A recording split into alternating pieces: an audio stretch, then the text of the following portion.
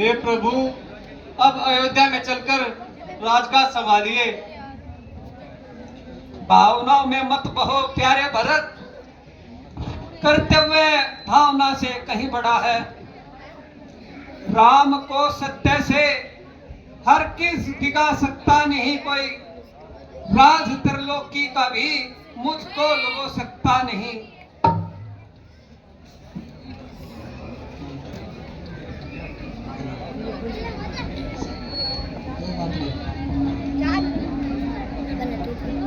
हे प्यारे भरत, तुम जाओ और अयोध्या में राजपाट संभालो।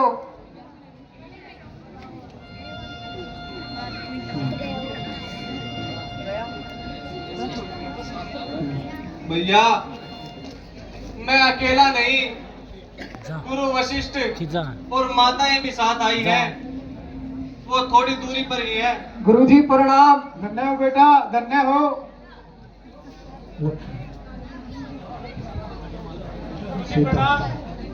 चिरंजीवी रहो बेटा।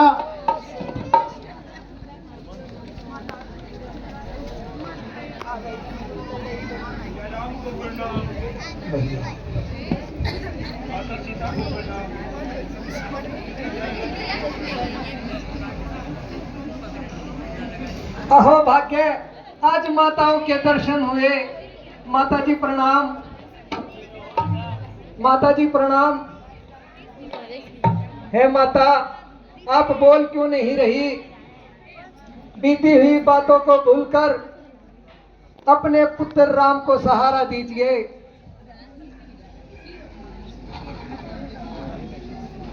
बेटा राम, आज मैं अपने निर्दयी व्यवहार पर स्वयं लज्जित हूँ, परंतु होने के आगे किसका बस चलता है। आज मैं पापी ने एक एक की नजरों से गिर चुकी हूँ। मेरे जीवन का ये कलंक कभी धुल सकेगा? ऐसा मत कहो माँ, इसमें तुम्हारा कोई दोष नहीं है। हे माता, रघुवंश के प्रति जो आपकी छिपी हुई भावना है, जब ज्ञानी पुरुष इसको जानेंगे तब यह धब्बा अपने आप धुल जाएगा।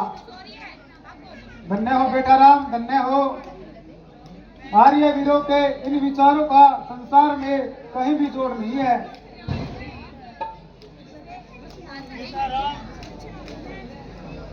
तुम्हारा वनवास किस प्रकार कटता होगा?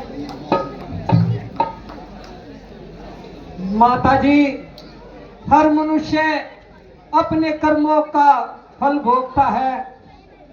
ठीक कहते हो बेटा, ये सब कर्मों का ही फल है। एक और तुम वन को पधारे, उस और तुम्हारे पिता परलोक को सिधारे। क्या कहा, पिताजी का स्वर्गवास हो गया, अयोध्या बेसहारी हो गई। हे प्रभु, पिताजी हमें छोड़कर चले गए। ओ भाग्य चक्कर, तूने मिटा ही डाला। था एक ही सहारा, वो भी मिटा ही डाला। बेटा, मन में शांति धरो। विलाप करके इस प्रकार अपने पिता की आत्मा को कष्ट न पहुंचाओ।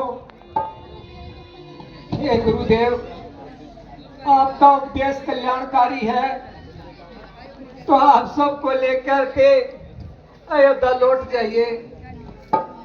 हे बेटा राम, मैंने भरत को बहुत प्रकार से समझाया, लेकिन ये नहीं माना और यहाँ पर जरूर आया। प्यारे भरत, अब तुम ही कोई विचार करके अयोध्या जाने का प्रबंध करो, जिससे माताओं को शांति मिले और प्रजा को सुख मिले। हे प्रभु, एक ही उपाय है।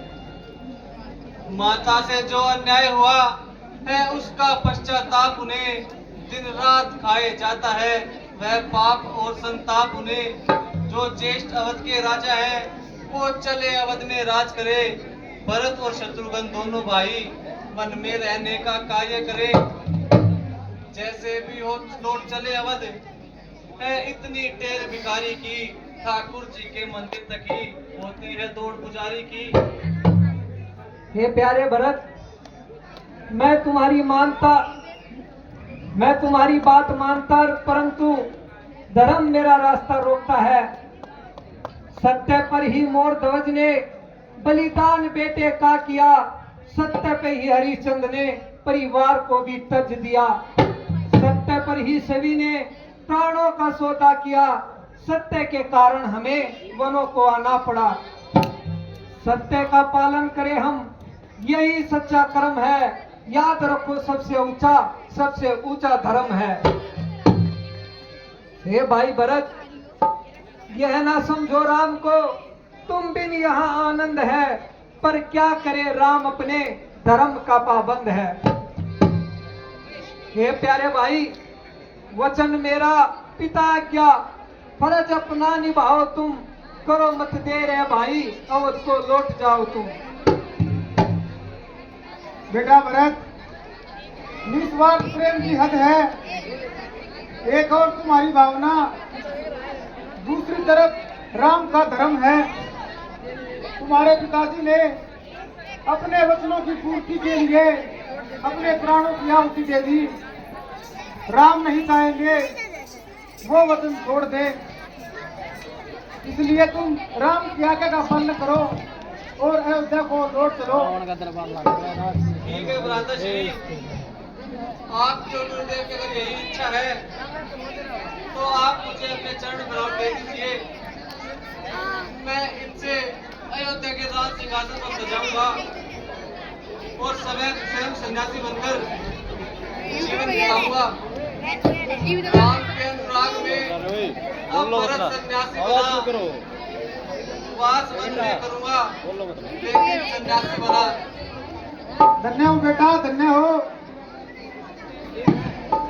तुमने दिखा दिया कि धर्म का पालन किस प्रकार होता है। एक वो है जो मर जाते हैं कट कट कर राज पर, और एक ये है जो ठोकर लगा देते हैं साथ पर।